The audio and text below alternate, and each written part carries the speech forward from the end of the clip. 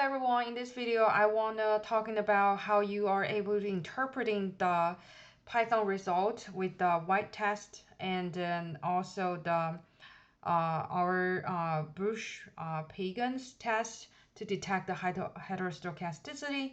And then the second is I want to show you where you can modify this code so that you can run this regression model with the robust standard errors. So basically in the textbook we call it a heterostochasticity corrected standard error. So we can rerun the regression model to correcting the heterostochasticity problem we see in the model. So before you watch this video, you have to watch the video under the multicollinearity that relate to how to calculate correlation matrix VIF, and how to use Python to run regression. And also make sure you follow this video, download the file, and make sure you can run through everything, because for this video we build upon that. So given the result you already seen, and I just want to explaining where how you can interpreting the white test and also Bruch-Pagans test to detect the heterostochasticity. And I'll come to here to show you where you need to change in order to run the heterostochasticity corrected standard error model. Okay, so from the how to use Python to run regression model, I'm able to show you guys my result here. Okay, so I run the two different kind of models. So the sale price is my y variable. In one scenario, I have continued variable, horsepower, age, and engine hours. So the other model, I not only had a continued variable, but also had the dummy variables. So the question is, both model have do both model have heterostochasticity problems?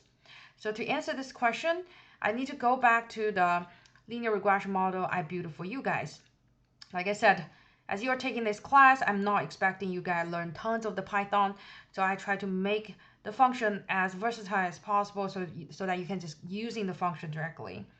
So when I'm building this function, I already pre-built the test, right? So in the previous video, I show you the where is the DW test the multicollinearity.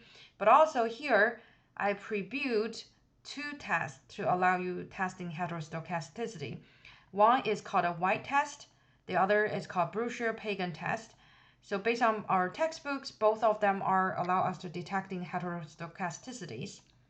So the output are including the p-value for the Lagrange multiplier statistics, and also show convert to the p-value.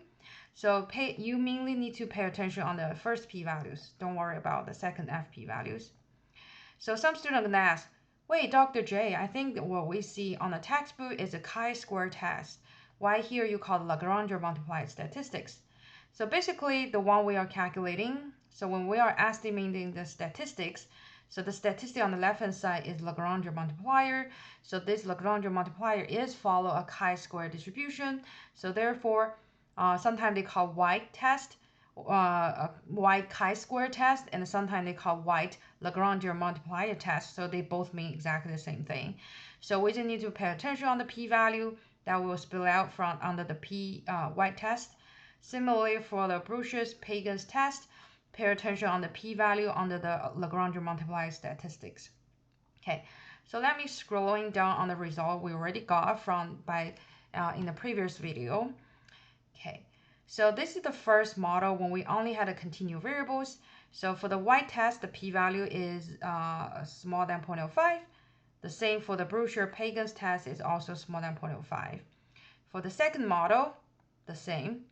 Okay, so we learn in the as we learn both white test and the Bruch-Pagans test, their non-hypothesis is our residual is homogeneous. However, we reject our non-hypothesis, so that indicating both model have heterostochasticity problem. Okay, both model have this problem. So what can we do? So the way we will do is we're introducing called a robust robust covariance. And so on textbook we call it heterostochasticity corrected standard error. So when we use a robust or heterostochasticity corrected standard error, you will notice down here, instead of called non-robust here will become changing to robust. Okay, so the question is, since here we do see heterostochasticity, how can we modify my code here so that when I run the linear regression model, it will it will use the robust covariance versus the non-robust covariance. So there, you just need to change in one little area. Actually, you just need to adding a parameter to the regression model I set up here. Okay. Under this defined regression, if you're scrolling down, called fit the OLS regression model. So this is common.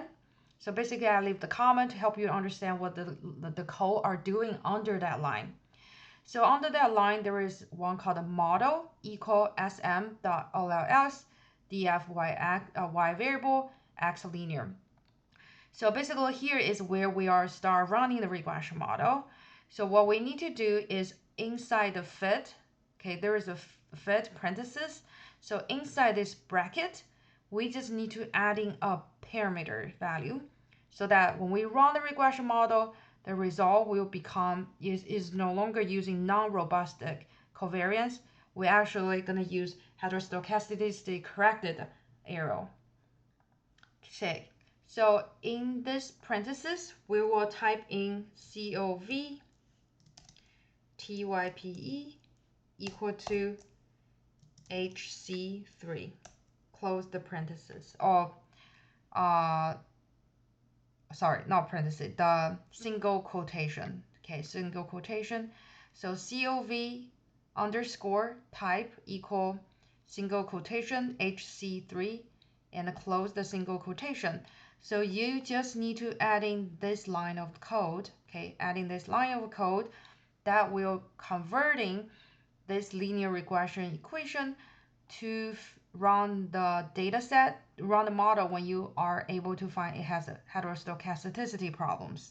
Okay, before I run the model, what I want to do is I do want to save this result so we can compare what changed. So let me open a notepad so that I'm able to copy my result. So this is my first model.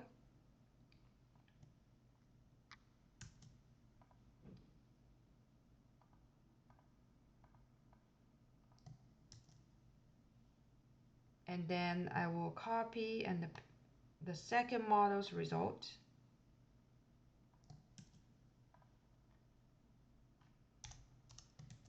Okay, now what I will do is I'm gonna rerun everything. Okay, I'm going to run. Click here, run all cells. So basically I'm gonna run from the beginning to the end, everything one more time. Okay, so everything finished. Let me scrolling down. Okay, after I changing my model, as you see here, the covariance type here become HC3, let's see here, have adding on one more note, standard error or heterostochasticity robust HC3.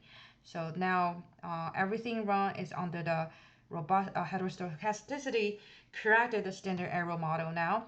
So let's compare what changed. Okay, so as we copy before, here is my original model, the first result. Okay, before, as you notice that all my standard arrow changed. Before the standard arrow for horsepower was 30, before was the 13, now it's 31. And here before is the 132, now become 116. So as you notice, all the standard arrow is changed. And then my parameter, my coefficient itself does not change, but my significant level changed. So basically the last variable, which is, what is the last one? The engine hours. So the engine hours become more statistically more significant, less significant, so less significant. And then if we were scrolling down to the next one, which is related to the when we have both dummy variable and the category data, look at the standard arrow. So this is the older one is not robust standard arrow, so the new one is robust heterostochastic corrected the standard arrow. So as you notice, they all this one become larger, this one become larger.